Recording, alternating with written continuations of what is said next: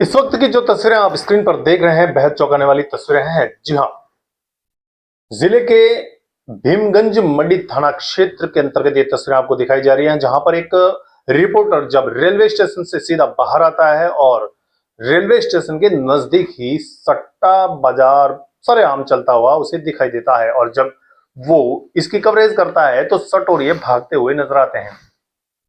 अब जब एक रिपोर्टर को देखकर सटोरिये भागते हुए नजर आए तो क्या वहां की पुलिस को देखकर सटोरिये ये धंधा बंद नहीं कर सकते? और जबकि राजस्थान सरकार ने सीधा सीधा पुलिस महकमे को आदेश किया है कि जितना भी सट्टा कारोबार है जो अवैध तरीके से चल रहा है उस पर शिकंजा कसा जाए, तो भीमगंज मंडी थाना क्षेत्र अंतर्गत ये सट्टा व्यापारी आखिर सट्टा बाजार इतना तेजी से कैसे चला रहे हैं? बहुत बड़ा सवाल। मैं यहां पर जो तस्वीर आपको दिखाने जा रहा हूं, इधर आप देख सकते हैं कि जो कुछ लोग कमेंट्स कर रहे हैं कि पुलिस को खरीद रखा है इन लोगों ने। बहुत बड़ा गंभीर आरोप कुछ लोग कमेंट्स के माध्यम से लगा रहे हैं, पुलिस को खरीदा हुआ है, इस वजह से पुलिस वहां पर कार्रवाई नहीं कर रही है।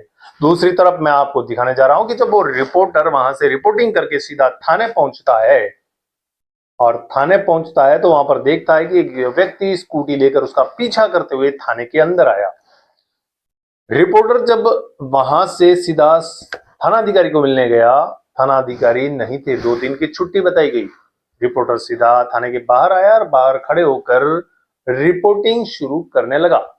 तभी वो जो पीछा करते हुए आया था स्कूटी लेकर सीधा बाहर आकर उस रिपोर्टर के पीछे अपनी स्कूटी खड़ी करता है और जैसे ही रिपोर्टर अपनी रिपोर्टिंग स्टार्ट करता है तुरंत वहां से निकलकर सीधा थाने के अंदर चला जाता है और कुछ ही सेकंड के बाद थाने से सीधा निकलकर पुनः रेलवे स्टेशन की ओर भागता हुआ स्कूटी से लेकर नजर आता है। आखिर ये शख्स कौन, क्यों इसने पीछा किया रिपोर्टर का और क्यों गया वो सीधा थाने के अंदर?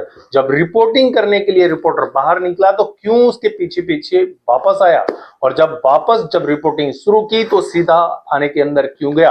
और जब थाने के अंदर गया तो महज कुछ सेकंड में वो निकलकर सीधा रेलवे स्टेशन की तरफ गया और जब रेलवे स्टेशन की तरफ वो निकला तो पीछे से थाने का एक सिपाही बाहर निकलता है और थाने के गेट पर खड़ा होकर रिपोर्टर की तरफ देखता है। रिपोर्टर रिपोर्टिंग स्टार्ट कर चुका है तो उसी समय किसी को फोन मिलाता है। किसको? उस व्यक्ति ने, उस पुलिस के जो कार्मिक है उसने किसको फोन लगाया है? बहुत बड़ा गंभीर सवाल।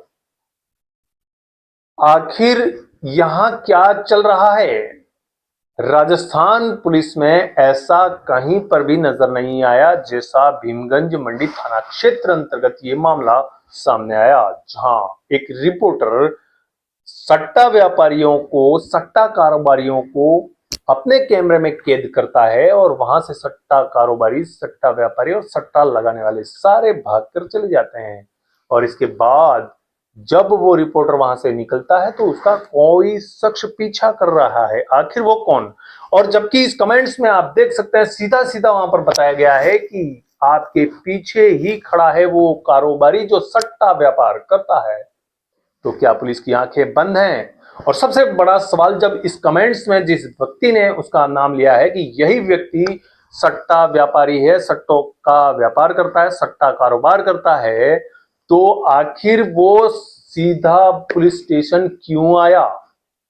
क्या वो पुलिस से मिला हुआ है? बहुत ही बड़ा गंभीर सवाल। यहां पर पुलिस महकमे को इस पर जांच की आवश्यकता है, क्योंकि आम जन में विश्वास, आरोपियों में डर, ये स्लोगन यहां पर बिल्कुल कतई फिट नहीं बैठता है। और यहां के लोग अपने आप को अगर इसी तरह से चलता रहा तो डरा सहमा महसूस करेंगे, क्योंकि पुलिस जब कोई कार्रवाई नहीं कर रही है और पुलिस ने ही अगर इस तरह की शहद दी हुई है तो फिर यहां के लोगों को कौन बचाएगा? मैं एक बार पुनः राजस्थान पुलिस से निवेदन करना चाहूंगा कि राजस्थान पुलिस यहां भीमगंज मंडी थाना जो इसकी घटना है उस पर गंभीरता से इसकी जांच करे, निष्पक्ष जांच करे। आखिर वो व्यक्ति जो पीछा करते हुए आया था वो कौन था और वो पुलिस का जवान कौन था जो थाने के बाहर जैसे ही वो व्यक्ति निकला कौन लगा रहा था। दोनों की जांच निष्पक्ष होनी चाहिए और कौन इसमें दोषी है, कौन इनको शह दे रहा है, निष्पक्ष जांच कर उनको सजा मिलनी चाहिए, तभी हम सुरक्षित रह पाएंगे। और राजस्थान पुलिस को एक बार फिर से कह सकते हैं कि अपराधियों में डर और आम जन में विश्वास तभी कायम होगा जब इसकी निष्पक्षता से जांच होगी। धन्यवाद। जय हिंद, जय भारत। ऐसे ही क्राइम की खबरों के साथ हम हाजिर रहेंगे। तब तक के लिए मुझे इजाजत दीजिए। नमस्कार, जय हिंद, जय भारत।